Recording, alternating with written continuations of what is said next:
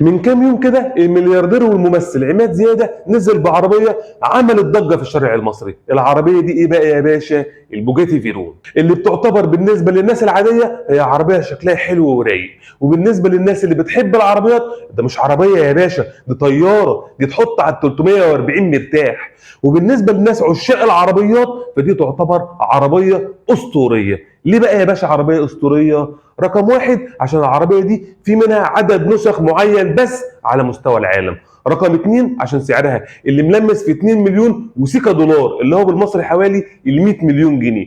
رقم ثلاثة عشان مواصفات العربيه اللي هي ايه بقى؟ مكنه 8000 سي سي 16 سلندر 4 تربو، بتطلع ال 1001 حصان لحد ال 1200 حصان للنسخ الاحدث، و1250 نيوتن متر لحد 1500 نيوتن متر برضه للنسخ الاحدث، ومتوصله بفتيس 7 نقلات دول كلتش اللي بيعتبر من اسرع الفتايس على مستوى العالم. واحد يقول لي الله مش الدول كلتش ده بتاع الجولف؟ اقول لك اه يا حبيبي، بس بتاع الجولف قد كده وبتاع البوجاتي قد كده، وبتاع الجولف بيتكسر وبتاع البوجاتي ما بيتكسرش، عشان لو كسر هتبيع الفشه والكبد والرئه والبمبار ومش هتعرف تجمع ثمنه.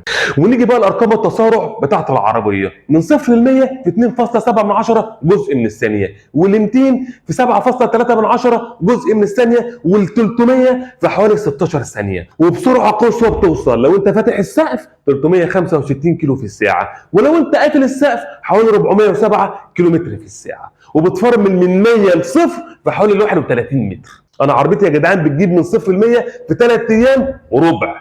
وقول لي بقى ايه اللي يمنعك انك تجيب البوجاتي فيرون؟